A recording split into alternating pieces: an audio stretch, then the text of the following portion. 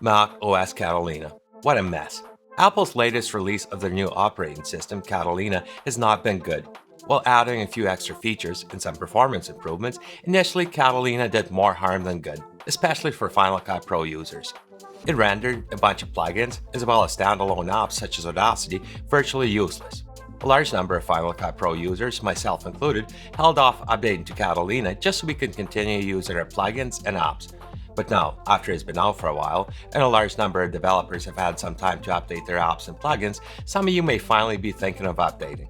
Also, with the imminent release of Final Cut Pro 10.5, which will more than likely require Catalina, should you update now and be prepared, or wait until the last minute? Today, we'll take a look at Final Cut Pro performance in Mojave and Catalina to see if there's any benefits of updating.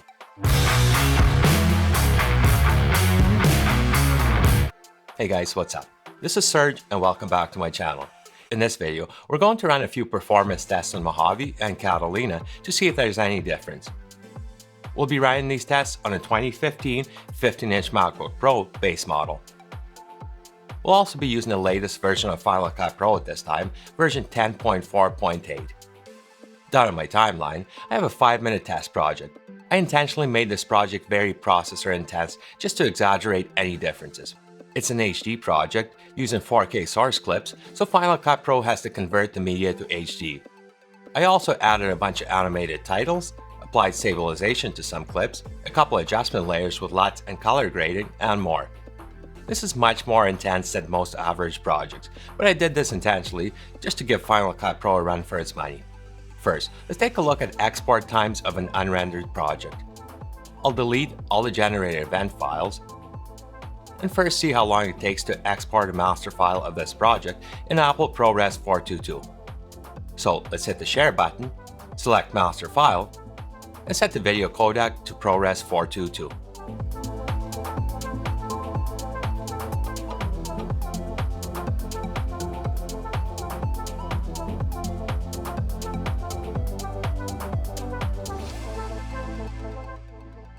About 6 minutes and 37 seconds to export my 5-minute project.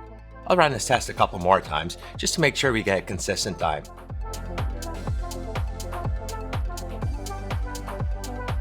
So as you can see, exporting this 5-minute project in the ProRes 422 codec, the times were fairly consistent for an average of about 6 minutes and 39 seconds. I also ran the same test, exported my video as a more YouTube-friendly MP4 file. Here are the times it took.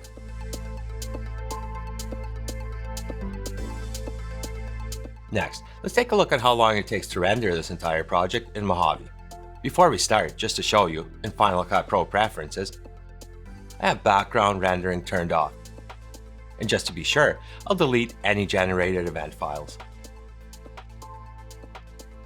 Let's see how long it takes to render this project. From the menu bar, I'll select Modify and Render All.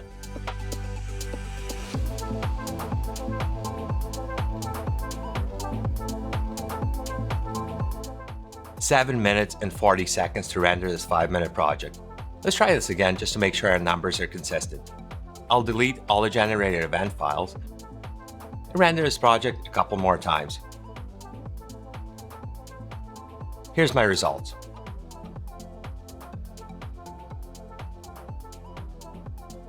So now that we have our timeline rendered, do you think this project will export faster? Let's find out. I'll click the share button and once again select master file to export it in the ProRes 422 codec.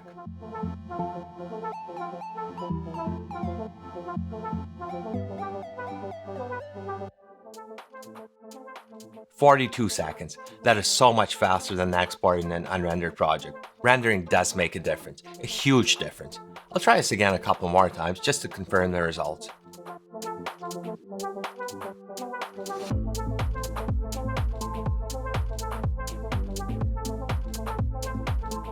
As you can see, the export times were just as fast.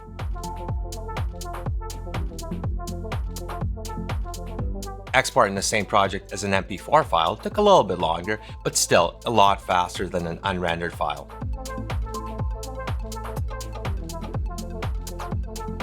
So now that we have these base numbers, I'm going to upgrade my operating system to Catalina and run the same tests again to see if there's any difference. Wish me luck.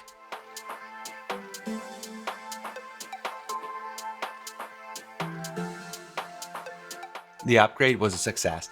I got my operating system updated, all set up, with the same project loaded into Final Cut Pro. I'm still using the same computer, running the same version of Final Cut Pro. The only difference is now I'm running Catalina.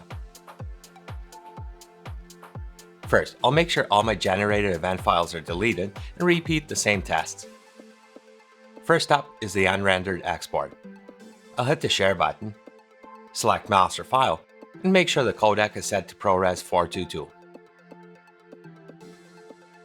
I'll hit Save and see how long it takes to export.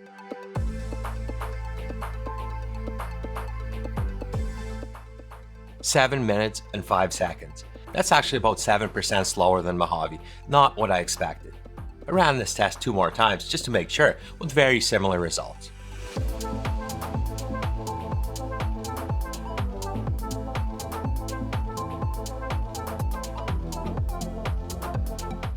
Next up is rendering time. Once again, I'll delete my generated files, and from the menu bar select Modify and Render All.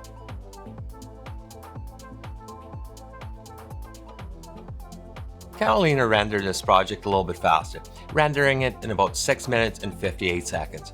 That's about 9% faster than Mojave. I'll repeat this test a couple more times just to prove the results.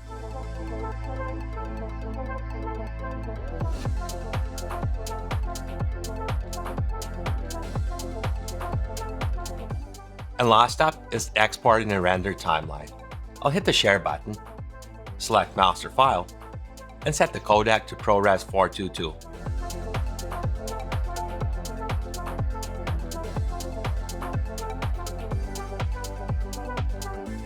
"43 seconds. That's pretty much the same as Mojave. My second and third export attempts were very similar.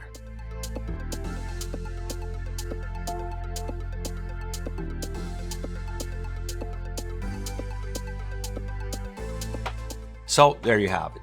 Using Final Cut Pro and macOS Catalina is faster for some tasks and slower for others. Exporting an unrendered timeline takes less time than Mojave, averaging 6 minutes and 39 seconds.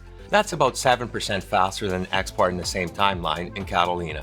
When rendering your project, Catalina wins, rendering a 5-minute timeline in 6 minutes and 58 seconds, 9% faster than Mojave.